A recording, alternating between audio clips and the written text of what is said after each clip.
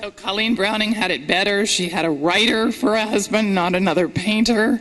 That's a much healthier situation. And here, though, we see this later painting from the 60s. And the storefront, it's interesting because there are no more people as there were in the 50s, but they're posters. It's still, I think, about communication. And I just want to mention Lee Krasner. She started out representationally. Until Hans Hofmann, wasn't abstract. This is her early self-portrait from the 20s, late 20s.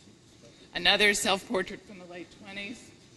And then she discovered Surrealism in the show at MoMA, Fantastic Art Data and Surrealism. I would bet Colleen Browning had the same catalog. I'm showing you now her mural for a restaurant when she first arrived in upstate New York. And they have the same surrealist images, the eyes. They come right out of Redon and Granville and some of the fantastic art in that show that Alfred Barr did at MoMA in 36-37. Krasner was certainly in Pollock's shadow after they got together in 42. And of course, this is someone I heard these stories. This is the young me in 1977. And I was writing about Edward Hopper, while befriending Lee Krasner back then.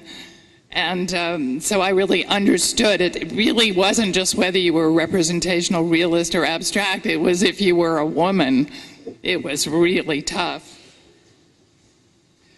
When I launched my biography of Lee Krasner, March 2011, with a lecture at the Metropolitan Museum, I implored that the curator put out the self-portrait that they own, seen here, of Lee Krasner.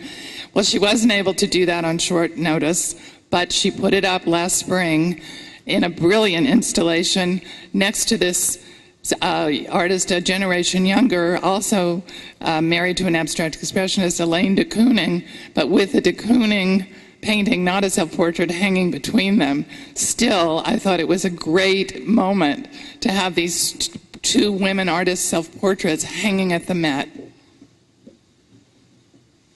And there you see Elaine with Bill de Kooning. Again, she was very, very devoted.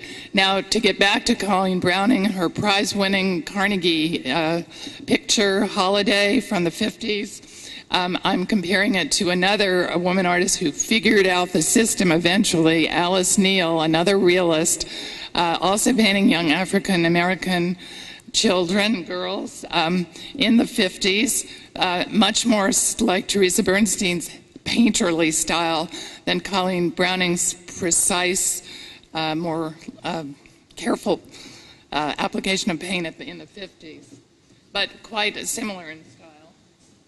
And you know, if you think about it, in the early 50s, when I was still a very young child in the Deep South, to paint an African-American style by a white painter, this would not go well in where there were still segregated schools in the South. So this has a certain radical quality to it that we don't really see today, but it was there then. And Alice Neal was radical, all right, there she is. And her portraits of Andy Warhol and poet Kenneth Fearing. But her self-portrait, nude at 80 years old, that's a way to get people to stand up and pay attention. Colleen Browning got Warhol, and I think it's really interesting to look at another artist who got Warhol and is having fun with it, and that's Deborah Cass, who makes us see Warhol differently, women differently, Barbra Streisand. But Colleen Browning has it differently still. She's, all about herself and her various moods. But I think that's a rather exciting and contemporary painting. Okay, this is Deborah Cass today. Warhol's Marilyn. And brings me to another great woman realist, Audrey Flack, who does her version of Marilyn. And Flack's realism was very controversial. MoMA owns one from the 60s, but they almost never show it. in the same category. There it is. It's in the same category at MoMA as Wyeth or the Realist. But Audrey figured out you could write a book about art. She did it more than once. Or you could make outrageous sculpture by taking women and myth themes from 19th century academic art and turning that into some kind of new kitsch that's very powerful. And then Joan Simul, another artist of Audrey Flack's generation, who sends up de Kooning. She sends up pornography. She does her own self-portrait in this triptych, and then she sends up de Kooning's sexist painting of women. And then she's over 80 when she's doing this triptych. This is a nude self-portrait, different from Alice Neel, but every bit as gutsy. Joan Simul is an incredible realist painter.